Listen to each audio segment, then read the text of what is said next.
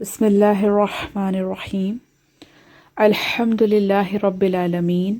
والصلاة والسلام علی سید الانبیاء والمرسلین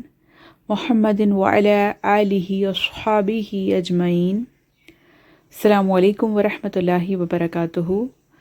مسجد الاقصیٰ کے حوالے سے آج ہمارا چھٹا سیشن ہے۔ مسجد الاقصیٰ کے حوالے سے حضور اکرم صلی اللہ علیہ وآلہ وسلم نے فرمایا، حضرت محمد صلی اللہ علیہ وسلم کی ایک حدیث ہے کہ ہمیشہ میری امت میں سے ایک گروہ ایسا ہوگا جو سچائی پر ہوگا، ان کے دشمن ان کا کچھ نہ بگاڑ سکیں گے، یہاں تک کہ دنیا کے مسلمان اور حکمران ان سے پیٹھ پھیر لیں گے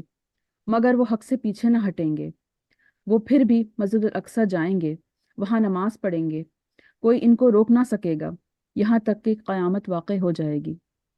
اللہ اکبر۔ تو یہ حدیث جب ہمیں پڑھتے ہیں، ہم سنتے ہیں، تو اس سے ہمیں پتہ چلتا ہے کہ جو مسجد الاقصیٰ کے ارد گرد رہنے والے مسلمان ہیں، جو ہمارے معصوم بھائی بہن ہیں جو وہاں پر پھنسے ہوئے ہیں، وہ اس حدیث کا حصہ ہیں۔ وہ مسلمان ہیں جو وہاں پر ڈٹے ہوئے ہیں اور وہاں نماز پڑھتے ہیں، ان کو ہٹایا جاتا ہے، ان پر تشدد کیا جاتا ہے، اور پھر بھی وہ جو ہے وہ اللہ تعالیٰ کے دین سے نہیں پھرنے والے، اور وہ دشمنوں ان کا دنیاوی طور پہ تو وہ ان کی جانیں لے رہے ہیں، مار رہے ہیں، لیکن ہم جانتے ہیں کہ شہید کا خون زمین پہ گرتا بعد میں، اور وہ جنت میں اپنی جگہ پہلے دیکھ لیتا ہے۔ تو سبحان اللہ، یہ حدیث جو ہے ہمیں بہت کچھ بتاتی ہے، بہت کچھ سکھاتی ہے، اور اس سے ہمیں بہت کچھ جو ہے سبق ملتا ہے۔ تو اسی طرح لوگوں نے جو ہے نبی کریم صلی اللہ علیہ وسلم سے سوال کیا تھا کہ وہ لوگ کہاں ہوں گے جو جن کے بارے میں یہ حدیث ہم نے بھی پڑھی۔ تو آپ صلی اللہ علیہ وآلہ وسلم نے جواب دیا کہ وہ بیت المقدس کے اطراف میں ہوں گے۔ اللہ اکبر۔ تو ہم نے پڑھا ہسٹری میں کہ کس طرح سے محمد صلی اللہ علیہ وآلہ وسلم کو مکہ سے بیت المقدس کا سفر کرایا گیا، اور پھر ہم نے یہ بھی پڑھا تھا اس میں کہ اس سے پہلے ان کے باپ حضرت ابراہیم علیہ السلام کو کس طرح سے یروشلم سے مکہ لے جایا جاتا تھا، اور وہاں پر انہوں نے اللہ تعالیٰ کا گھر تعمیر کیا، بیت اللہ تعمیر کیا حضرت ابراہیم علیہ السلام نے، اور بیت المقدس جو ہے وہ اپنے دوسرے فرزند کے ساتھ بیت المقدس بھی تعمیر کیا۔ تو اس طرح سے ہمیں پتہ چلتا ہے کہ دونوں مسجدیں ہمارے لیے کتنی امپورٹنس کی رکھتی ہیں، اور اس جگہ پہ ہمارا ڈے آف ججمنٹ ہونا ہے، حشر واقع ہونا ہے، اور یہ جگہ اور یہ مسلمان جو وہاں پر رہتے ہیں یہ بہت عظیم اور اعلیٰ مرتبے والے لوگ ہیں، یہ کوئی عام لوگ نہیں ہیں، ان کے ایمان عام ایمان نہیں ہے، بلکہ پوری دنیا میں ان کی وجہ سے ایمان پھیل رہا ہے۔ ابھی میں نے سرچ کیا گوگل پہ، تو جو ہے ان کی وجہ سے جو ہے اتنے لوگ، تھاؤزنڈس آف لوگ جو ہے وہ مسلمان ہوئے ود ان 1 منتھ۔ جو یہ واقعہ ہوا تو ان کو دیکھ کر لوگوں نے پڑھنا شروع کیا، ریسرچ کرنی شروع کی اسلام پر، قرآن پر، اور مسلمان ہو گئے اور کنورٹ ہو گئے۔ سبحان اللہ۔ تو حضرت ابو بکر صدیق رضی اللہ عنہ سے روایت ہے کہ حشر کے دن کعبہ کو جو ہے وہ اٹھا کر بیت المقدس میں رکھ دیا جائے گا۔ تو جو لوگ بھی عمرہ اور حج کر رہے ہوں گے وہ کعبے کے غلاف سے لٹکے ہوئے ہوں گے، اور کعبے کو رکھ دیا جائے گا۔ اور اللہ اکبر۔ تو یہ کتنی امپورٹنٹ بات ہے کہ حشر کے دن کعبہ تک وہاں پر لا کر رکھ دیا جائے گا۔ تو کین وی امیجن کہ کتنی بڑی اللہ تعالیٰ نے ہمارے لیے اس میں سبق رکھا ہے، کہ یہ ہمارے لیے کتنی امپورٹنٹ چیز ہے کہ وہاں پر کعبہ تک اٹھ کے وہاں پر آ جائے گا۔ اور ہم سب کو دعا کرنی چاہیے کہ ہمارا ایمان مضبوط رہے، ہم ہم حج و عمرہ کرنے جائیں، ہم بیت المقدس میں بھی نمازیں پڑھنے جائیں، اللہ تعالیٰ ہمیں فتح و کامیابی نصیب کرے، اور جو مسلمان وہاں پر جد و جہد کر رہے ہیں، جو کوششیں کر رہے ہیں، اللہ تعالیٰ ان کے لیے آسانیاں کرے۔ اور اسی کے حوالے سے سورہ بقرہ میں ایک آیت نمبر 114 ہے، جس میں جو ہے اللہ تعالیٰ نے ارشاد فرمایا ہے، اور اس سے بڑھ کر ظالم کون ہوگا جو اللہ کی مسجدوں سے اس بات سے روکے کہ ان میں اللہ کا نام لیا جائے، اور ان کو ویران کرنے کی کوشش کرے۔ انہیں مسجدوں میں داخل ہونا مناسب نہ تھا، مگر ڈرتے ہوئے ان کے لیے دنیا میں رسوائی ہے، اور ان کے لیے آخرت میں بڑا عذاب ہے۔ تو جو اللہ اکبر، جو لوگوں کو مسجدوں سے جانے سے روکتے ہیں اور ظلم و زیادتی کرتے ہیں، اللہ کا گھر ویران کرتے ہیں، ان کے لیے کتنی بڑی اللہ تعالیٰ کا عذاب کی جو ہے وہ یہاں پر دلیل ملتی ہے ہمیں قرآن سے۔ اور مفسرین لکھتے ہیں کہ یہ آیت جو سورہ بقرہ کی ہے، یہ اسپیشلی جو ہے مسجد الاقصیٰ کے حوالے سے نازل ہوئی تھی، اور اس میں جو ہے وہ تفسیر میں لکھتے ہیں کہ یہ مسجد جو ہے اس کے ساتھ بھی یہی سلوک ہو رہا ہے، جیسے کہ ہم دیکھتے رہتے ہیں، پڑھتے رہتے ہیں، ویڈیوز میں دیکھ رہے ہیں کہ وہاں جو لوگ نماز پڑھنے جاتے ہیں ان کو کس طرح سے کھینچ کھینچ کے نکالا جاتا ہے، کس طرح سے تشدد کیا جاتا ہے، کس طرح سے اللہ کے تعالیٰ کی عبادت کرنے سے روکا جاتا ہے، نمازیں صفیں بنی ہوئی ہوتی ہیں ان کے آگے سے ان کو ہٹا دیا جاتا ہے۔ یہ تمام ظلم و زیادتی ہم اپنی آنکھوں سے جو ہے رقم ہوتے ہوئے دیکھ رہے ہیں۔ ایک وہ تاریخ تھی جو ابھی ہم نے پڑھی، اور اس کے ورق ہم نے کچھ پلٹے، کچھ پڑھے، کچھ ایسی جو ہے وہ خطرناک اور شدت سے بھری ہوئی باتیں جو ہمارے دلوں کو لرزار دیں، وہ ہم نے پڑھی تاریخ میں۔ لیکن کچھ یہ واقعات ہیں، کچھ یہ تاریخ جو ہمارے سامنے رقم ہو رہی ہے، جس کو ہم دیکھ رہے ہیں، ہم خود اس کے وٹنس ہیں، ہم سب اس کے گواہ ہیں کہ ہمارے ہمارے سامنے یہ دور گزر رہا ہے۔ تو یہ بھی ایک تاریخ رقم ہو رہی ہے، یہ بھی لکھی جائے گی، یہ سب بھی باتیں ہوں گی کہ کس طرح سے معصوموں کا خون بہایا جا رہا ہے، کس طرح سے ظلم و زیادتی اور شدت کیا جا رہا ہے، اللہ تعالیٰ کے دین سے جو ہے پھرنے کی کوشش کی جا رہی ہے، اس سے ان کو ان کی عبادت گاہوں سے نکالا جا رہا ہے۔ تو یہ ایک شدت ہے کہ ہر کوئی بھی ریلیجن اس کی اجازت نہیں دیتا کہ آپ کسی کو کسی کے ریلیجن سے جو ہے وہ جو ہے اس پہ عمل کرنے سے روکیں، یا انہیں ان کا جو ہے ان کا فریضہ ادا کرنے سے آپ جو ہے وہ منع کریں۔ تو یہ 100% ظلم و زیادتی ہے۔ تو اس آیت سے جو ہے ہمیں بہت کچھ سیکھنے کو ملتا ہے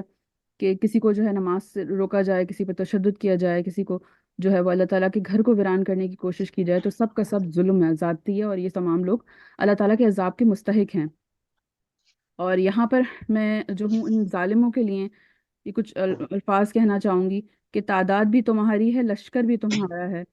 تم جھوٹ کو سچ لکھ دو، اخبار بھی تمہارا ہے، اندھیروں کا جگر چیر کر ایک نور آئے گا، جو تم ہو فرعون تو موسیٰ بھی ضرور آئے گا انشاءاللہ۔ تو یہاں پر ہماری ذمہ داری، ہمارا فریضہ کیا بنتا ہے، میں آپ لوگوں سے بھی ضرور پوچھنا چاہوں گی، اور آپ لوگوں سے کوئی شیئر کرنا چاہے تو۔ لیکن یہاں پر ایک واقعہ جو حضرت ابراہیم علیہ السلام کی دور سے ہمیں ملتا ہے، اور کافی سر عام جو ہے وہ مشہور ہے، کافی زد و عام ہے، کہ جب حضرت ابراہیم علیہ السلام کو آگ میں ڈالا جا رہا تھا تو ایک پرندہ تھا جو اپنی چونچ میں پانی بھر کر لایا، چند قطرے لایا اور آگ بجھانے کی کوشش کر رہا تھا۔ تو لوگوں نے اس سے کہا کہ تم تو ایک چھوٹے سے پرندے ہو، اور تمہارے چونچ میں تو کچھ قطرے پانی ہی ہے، تم کیسے آگ بجھا پاؤ گے؟ تو اس پرندے نے کہا کہ میں نہیں جانتا کہ میں آگ بجھا سکتا ہوں یا نہیں، لیکن مگر مجھے یہ پتا ہے کہ قیامت کے دن جب اللہ تعالیٰ کے سامنے مجھ سے سوال کیا جائے گا تو میں اللہ تعالیٰ سے یہ کہہ سکوں گا کہ میں جو کچھ تو میں کہہ سکوں گا کہ میں جو کر سکتا تھا میں نے کیا۔ اگر ہم بھی خود کو سمجھیں کہ ہم کچھ نہیں کر سکتے، یا ہمارے اندر کوئی وقت نہیں ہے، کوئی سکت نہیں رکھتے، تو ہمیں اس پرندے سے جو ہے وہ ضرور جو ہے انسپریشن لینی چاہیے کہ اس پرندے نے جو جتنا وہ اس کی وقت تھی، جتنا وہ کوشش کر سکتا تھا، اس نے وہ کیا۔ تو ہم بھی کہیں نہ کہیں کوئی نہ کوئی خطرہ ضرور جو ہے وہ اس آگ کو بجھانے کے لیے بن سکتے ہیں، کہیں نہ کہیں کوئی نہ کوئی کوشش ہم ضرور کر سکتے ہیں۔ تو اللہ تعالیٰ سے دعا کریں کہ اللہ تعالیٰ ہمیں توفیق دے، وہ جذبہ دے، وہ دل دے، وہ کوششیں دے جو جو ہے ہم اپنے جو ہے مسلمانوں کے لیے، نسل انسانی کے لیے جو ہے وہ آگ بجھانے کا کام کر سکیں، امن اور سکون قائم کر سکیں، اور اپنی عظیم مسجد الاقصیٰ کو جو ہے واپس حاصل کر سکیں۔ تو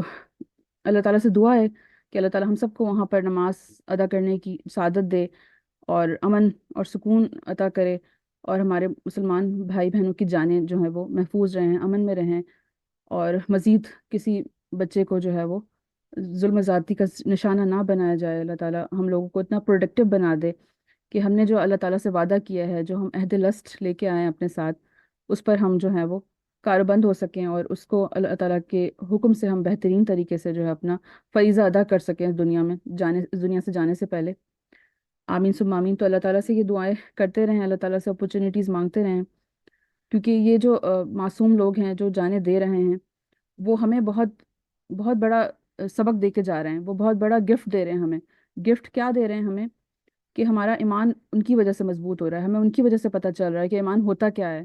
ہمیں ان کی وجہ سے پتہ چل رہا ہے کہ بہادری کیا ہوتی ہے، شجاعت کیا ہوتی ہے۔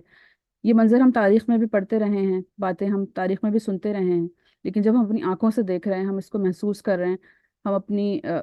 اپنے سامنے اس کو وٹنس کر رہے ہیں، تو یہ ہمارے اوپر اور زیادہ اثر انداز ہو رہی ہیں۔ تو یہ گفٹ ہے، گفٹ کو آپ لوگ ضائع نہ ہونے دیں، بلکہ اسے آپ جو ہے وہ استعمال کریں، اور اسے جو ہے وہ کچھ نہ کچھ پروڈکٹیو بن کر جو ہے وہ دنیا میں اپنا کام، اپنا رول پلے کریں۔ تو اللہ تعالیٰ سے دعا ہے کہ اللہ تعالیٰ ہم سب کے لیے آسانیاں کرے، اور جو کچھ سیکھا ہے، سمجھا ہے، پڑھا ہے، اللہ تعالیٰ اس پر عمل کرنے کی توفیق عطا فرمائے، اور ہماری تمام مسلم امہ کو جو ہے وہ مستحکم اور مضبوط اور یکجا ہونے کی جو ہے وہ توفیق عطا فرمائے۔ آمین ثم آمین۔ آپ بہت اچھی اسپیچ آپ نے بتائی ماشاء اللہ۔ اگر کسی کو اسپیچ چاہیے مطلب کرنٹ ایشو سے ریلیٹڈ کرنٹ میں کیا ہو رہا ہے، میرے پاس ٹریولنگ پڑا ہوا ہے جس میں ساری ڈیٹیل ہے، اور اگر کسی کو پہلے سائنس سے ریلیٹڈ بکس چاہیے تو میرے پاس آلموسٹ 35 to 45 بکس ہیں جو اس سے ریلیٹڈ ہیں۔ وہ اگر آپ چاہیے ہوں گی تو میں وہ بھی آپ لوگوں سے شیئر کر دوں گا۔ اور بس اور اس پر ضرور سوچیے گا کہ ہم کیا کر سکتے ہیں، ہم کیا رول پلے کر سکتے ہیں، اور ہم کس طرح سے جو ہے وہ